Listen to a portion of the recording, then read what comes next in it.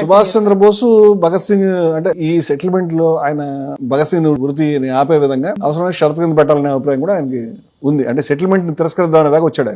కరాచీ కాంగ్రెస్ లో సెటిల్మెంట్ అంటే ఈ ఒప్పందాన్ని మహాసభ ఆమోదించాలి, దానికి వ్యతిరేకంగా ఉన్నాడు. ఆ రకమైన సభలు జరుగుతున్నాయి. ఆయన ప్రెస్ మీట్ లో మాట్లాడుతున్నాడు. అలాంటి కూడా జరిగితే మంచిదే, ఆయనకేమి ఇబ్బంది పెట్టకండి అనే సందర్భంలో కూడా గాంధీ ఆ చర్చల్లో కూడా మాట్లాడేటప్పుడు సుభాష్ చంద్రబోస్ పెడుతున్నాడు, దానికి ఏమి అవి జరగనివ్వండి అనే యాంగిల్ కూడా ఆయన మాట్లాడడం అనేది మనకు కనిపిస్తుంది. మీరేం ప్రొవోక్ చేయకండి, మీరు పోలీసులు పంపించి దానివల్ల ఇంకా నష్టం వస్తుంది అనేటువంటి మాటలు కూడా ఆయన చెప్పడం జరుగుతుంది. అంటే సుభాష్ చంద్రబోస్ కాకుండా నెహ్రూ కూడా భగత్ సింగ్ పట్ల చాలా ఆరాధన. నెహ్రూ, సర్దార్ పటేల్, మిగతా కాంగ్రెస్ వర్కింగ్ కమిటీ ఒకవైపు ఉంది. అలా సుభాష్ చంద్రబోస్ నిజంగానే మీరు చెప్పినట్టు అటు ఉన్నాడు. 1931 ఇక్కడ ఉరి జరిగింది. ఉరి శిక్ష తర్వాత వాళ్ళ క్రిమేషన్ 24 ఈ ప్రాంతం లాహోర్కి కరాచీకి మధ్య దూరమే ఉంది.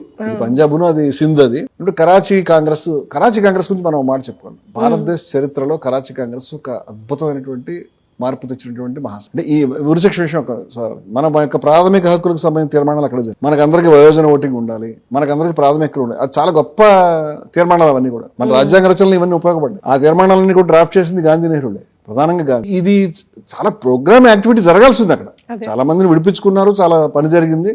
ఈ సినేరియో అక్కడ కరాచీ కాంగ్రెస్ దగ్గర కొంత డిస్టర్బెన్స్ అనేది గాంధీ ఎదుర్కోవాల్సి. ఇది కరాచీ కాంగ్రెస్ లో గాంధీ గారు దిగినప్పుడు గాంధీ గారు కూడా ముందని ఊహిస్తున్నాడు. నవజవాన్ భారత్ సభ అని ఏదైతే భగత్ సింగ్ నిర్మించినటువంటి ఒక ప్రజాసంఘం ఉందో ఆ కార్యకర్తలు వాళ్ళు గాంధీకి వ్యతిరేకంగా ఊరేగింపు తీసి గాంధీ వస్తుంటే గాంధీయిజం డౌన్ అని, గాంధీ గోబ్యాక్ అని, గాంధీ యొక్క ఒప్పందం వల్లనే భగత్ సింగ్ జైలుకి వెళ్ళాడని, ఇదంతా కరాచీ కాంగ్రెస్ లోనే వేలాది మంది ప్రతినిధులు వస్తున్న సందర్భంలోనే ఇది జరుగుతున్నప్పుడు గాంధీ యొక్క రియాక్షన్ ఏంటో కూడా మనం దాన్ని తెలుసుకుంటే అది ఆశ్చర్యంగా ఉంటుంది. వాళ్ళకి ఆయన ఎదురు వెళ్ళి వాళ్ళకి మీరు నాకు ఇవ్వండి, మీరు తెచ్చినటువంటి ఆ నల్లటి పూలు లేకపోతే నల్ల వస్త్రాలు ఏవైతే ఉన్నాయో ఆయన స్వీకరించడానికి ముందుకు వచ్చాడు. వీటిని నేను చాలా విలువైన వస్తువులుగా నా ఆశ్రమానికి తీసుకెళ్తాను, ఆ యొక్క అమరవీరుల యొక్క చితాభస్మంగా దీన్ని భావిస్తాను, వాళ్ళ స్మృతి చిహ్నంగా నేను దీన్ని తీసుకుంటానని చెప్పి వాళ్ళంతా ఆయన మీద ఎంత గొడవ చేసినా ఆయన నిబ్రంగా శాంతిగా వాళ్ళకి సమాధానం చెప్పడానికి ప్రయత్నం చేశాడు. తర్వాత కరాచీ కాంగ్రెస్ లో కూడా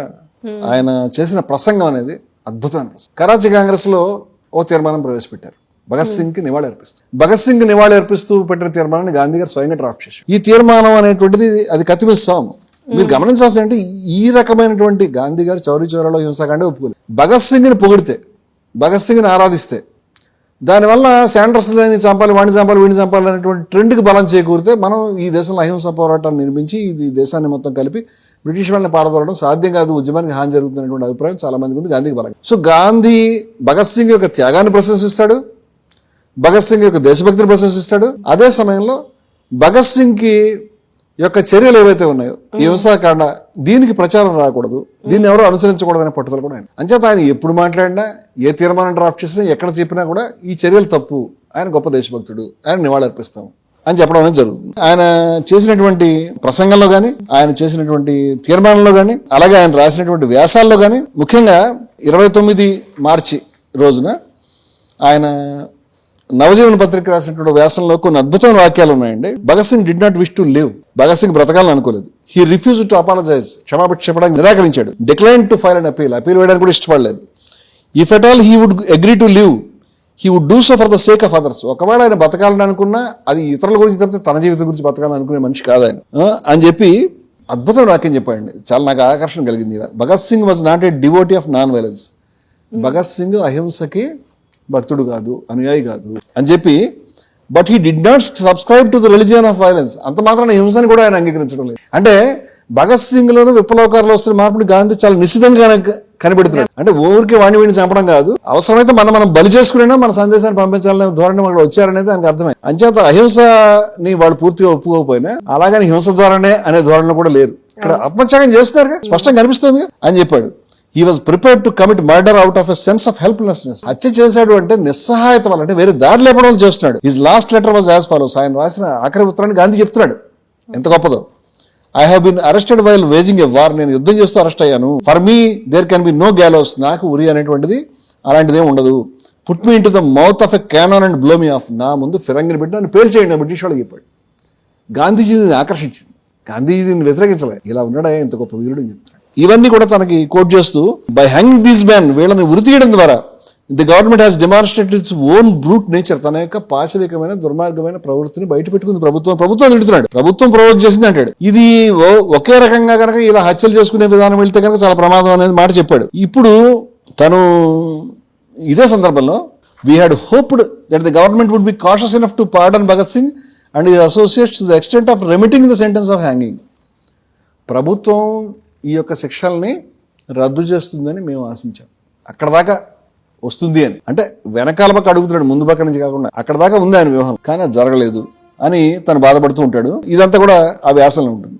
1931 మార్చి 29న ప్రవేశపెట్టిన కరాచీ కాంగ్రెస్ లో తీర్మానం ఈ విధంగా ఉంది. అంటే దాన్ని కూడా మొత్తం అంతా చదవట్లేదు నేను. This Congress while dissociating itself from the disapproving of political violence in any shape or form. ఏ రకమైన రాజకీయ హింసాకాండని ఈ మహాసభ వ్యతిరేకిస్తూనే వాళ్ళ విధానం ఉండదు. Places on record its admiration of the bravery and sacrifice of the late Sardar Bhagat Singh and his comrades Shriyut Sukhdev and Rajguru.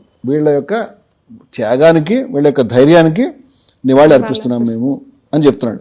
And mourns with the bereaved families the loss of these lives. వాళ్ళ కుటుంబాలకి మా యొక్క సానుభూతిని తెలియజేస్తున్నాము అని చెప్పి ఈ రకంగా this triple execution is an act of wanton vengeance and is deliberate flouting of the unanimous demand of the nation for commutation. దేశమంతా ఈ ఉరిశిక్ష రద్దు చేయండి అంటే వినిపించుకోకుండా ఈ పని ప్రభుత్వం చేయటం, ఏదో ప్రతీకారం తీర్చుకున్నట్టు పగ సాధించినట్టు చేయడం చాలా తప్పు అని చెప్పి have lost a golden opportunity, బంగారు అవకాశాన్ని ప్రభుత్వం కోల్పోయింది అని చెప్పి ఈ సమయంలో మనము ఈ శాంతిని నెలకొల్పడానికి మనం ట్రై చేయాలి. పొలిటికల్ వైలెన్స్ కి పాల్గొని చిన్న దాన్ని డ్రాఫ్ట్ చేశాడు ఆయన. మనం గమనించాల్సింటే ఈ తీర్మానం ప్రవేశపెట్టిన తర్వాత మహాసభ అంతా కూడా కొంత కలకలం రావడం అనేది జరిగింది. మరీ ముఖ్యంగా మనం గమనించాల్సిందంటే రాజ్గురు గారి యొక్క తల్లి, అలాగే భగత్ సింగ్ యొక్క తమ్ముడు, భగత్ సింగ్ యొక్క తండ్రి ఈ మహాసభలో పాల్గొన్నారు. వాళ్ళు భగత్ సింగ్ యొక్క తండ్రి సర్దార్ కిషన్ సింగ్ వేదిక మీదకి వచ్చి ఈ తీర్మానాన్ని బలపరచమని చెప్పి, గాంధీ గారు ప్రవేశపెట్టిన తీర్మానాన్ని బలపరచండి అని చెప్పి, అలాగే రాజ్గురు గారి తల్లి కూడా అలా చెప్పి, అంటే వాళ్ళని కూడా ఇన్ఫ్లుయెన్స్ చేసింది. అంటే సిన్సియర్ గా ప్రయత్నం చేశారు, కాలేదు. హింసాకాండను వ్యతిరేకిస్తున్నారు, త్యాగాన్ని గొప్పగా చెప్తున్నారు. హింసాకాండ వ్యతిరేకించిన విధానం అది, వాళ్ళ విధానం అహింస, వీళ్ళ విధానం హింస. గాంధీ గారు అహింస విధానం వాళ్ళు కూడా వ్యతిరేకిస్తారు, దాన్ని వ్యతిరేకించడం తప్పేం లేదు. ఆయన కరాచీ కాంగ్రెస్ లో ప్రసంగాన్ని చేసినప్పుడు ఎంత గొప్పగా ప్రసంగించాడు అనేది వాస్తవంగా ఈ మొత్తం ప్రసంగాన్ని ఎప్పుడైనా మనం అనువాదం చేసి ఏదైనా పుస్తక రూపంలో తీసుకురావాల్సిన అవసరం ఉంది. నిన్న నా దగ్గరికి అనేక మంది ఊరేగింపు చేస్తూ నాకు మీరు ఇందాక చెప్పారు నల్లటి పూలు, నల్లటి వస్త్రాలు ఇవన్నీ ఇచ్చింది, నా మీద నాకు వ్యతిరేకంగా నినాదాలు అవన్నీ ఇచ్చారు. వాళ్ళు నేను మెచ్చుకుంటాను. ఎందుకంటే వాళ్ళు నా మీద దాడి చేయగలిగేవారు, నా మీద హింసాకాండకు పాల్పడగలిగేవారు, నన్ను కొట్టగలిగేవారు. వాళ్ళు అటువంటి పని ఏం చేయలేదు. నా మీద ఆ పూలలో విసిరేయగలుగుతారు, విసరలేదు, నా చేతికి ఇచ్చారు పట్టుకొచ్చి. నా పట్ల చాలా గౌరవంగా వ్యవహరించారు. వాళ్ళకి అలా చేయడానికి పూర్తి హక్కు ఉంది. వాళ్ళ విధానం ప్రకారం వాళ్ళు దాన్ని విమర్శించడానికి, గాంధీజం డౌన్ అన్నారు, నాకే అభ్యంతరం లేదు. వాళ్ళకి అలా చెప్పడానికి హక్కు ఉంది. వాళ్ళు మంచి పని చేశారు, వాళ్ళని గౌరవిస్తున్నాను. వాళ్ళు మన బిడ్డలు లాంటి వాళ్ళే, వాళ్ళకి ఏ రకమైన సమస్య లేదు, వాళ్ళతో నాకు ఏ రకమైన తగాదా లేదు. I must confess that when I saw them I felt that my experiences in South Africa where I was mobbed and అసలు నన్ను అనేక సార్లు నేను సౌత్ ఆఫ్రికా నుంచి ఇక్కడ అనేక సందర్భాల్లో నేను దెబ్బలు తిన్నాను. బహుశా వాళ్ళు కూడా నా మీద దాడి చేస్తారని అనుకున్నాను, కానీ అలా జరగలేదు. చాలా డిగ్నిఫైడ్గా ఉన్నారు అని చెప్తూ భగత్ సింగ్ గురించి వాళ్ళ గురించి కూడా మళ్ళీ తను చాలా ఉత్తేజకరంగా చెప్తూ తను ఏ విధంగా చేసుకుంటూ వచ్చాడో అవన్నీ కూడా చెప్తాడు. స్వాతంత్ర ఉద్యమంలో గంగా బెహన్ లాంటి మహిళలు ఏ విధంగా లాంటి దెబ్బలు తిన్నారు, ఎన్ని త్యాగాలు చేశారు, అది కూడా మీరు గుర్తుపెట్టుకోండి అని చెప్పి ఏమని చెప్తాడంటే ఈ విషయంలో శాంతిని పాటించమని చెప్తూ తీర్మానానికి మద్దతు ఇవ్వమని చెప్తూ, భగత్ సింగ్ చనిపోయినప్పుడు దేశవ్యాప్తంగా జరిగినటువంటి అనేక అంటే జనరల్ స్ట్రైక్ అలాంటివి కూడా జరిగినాయి. అలా జరిగితే మంచిదని గాంధీ కూడా. కాన్పూర్లో అక్కడ జరిగినటువంటి అల్లర్లలో మనం గణేష్ శంకర్ విద్యార్థిని కోల్పోయాం, మతోన్మాద అల్లర్లు జరిగినాయి. దాన్ని కూడా ఆయన చాలా బాధపడుతూ ఖండించాడు. Ganesh Shankar Vidyarthi is big hero, greatest person. Ganesh Shankar Vidyarthi గురించి కూడా ఎవరికి తెలియదు, మనం చెప్పుకుంటాం. అప్పుడు ఎవరైనా నువ్వు చేసిన ప్రయత్నాలు ఏంటి అని ఆపడానికి. I did not bother with the details of what I did to save Bhagat Singh and his comrades, pleaded with the viceroy as best as I could. నేను ఎంత చేయాలో అంత ఆయన ప్రార్థించాను. I brought all the persuasion at my command to bear on him. నాకు ఎంత శక్తి ఉంది ఒత్తిడి చేయడానికి అంత ఒత్తిడి చేశాను, ప్రయత్నించాను. On the day fixed for the final interview with the Bhagat Singh's relations, I wrote a personal letter to the Viceroy on the morning of 23rd. 23 ఉదయమే ఉత్తరం రాశాను. I poured my whole soul into it but no avail. నా మొత్తం ఆత్మనంతటి దాంట్లో కుమ్మరించాను, కానీ ఫలితం కలగలేదు. I might have done one thing more you say. అంత ఓపెన్ గా మాట్లాడుతున్నాడు, ఇంకొక పని అదనంగా నేను చేసి ఉండొచ్చు. I might have made a competition term of the settlement. ఒప్పందంలో దాన్ని షరతుగా పెట్టుండొచ్చు, అదే కదా విమర్శ. It could not be so made, అలా జరగలేదు. And to threaten withdrawal would be a breach of, ఎందుకంటే వర్కింగ్ కమిటీ మేము అంగీకరించట్లేదు దాన్ని. కానీ అది జరగకపోయినా సరే ఊరి తీశారు. అది జరగదేమో, వాళ్ళకి బుద్ధి ఉంటుందని అనుకున్న బుద్ధి లేకుండా వీళ్ళు వ్యవహరించారు. ఇప్పుడు మా ముందు ఏంటంటే ఒప్పందాన్ని మేము రద్దు చేయడం, ఒప్పందం షరతులు అది మేము పెట్టినప్పుడు దాన్ని రద్దు చేయడానికి మేము చేస్తే కరెక్ట్ కాదు. The working committee had agreed with me in not making commutation A condition president to ట్రూస్.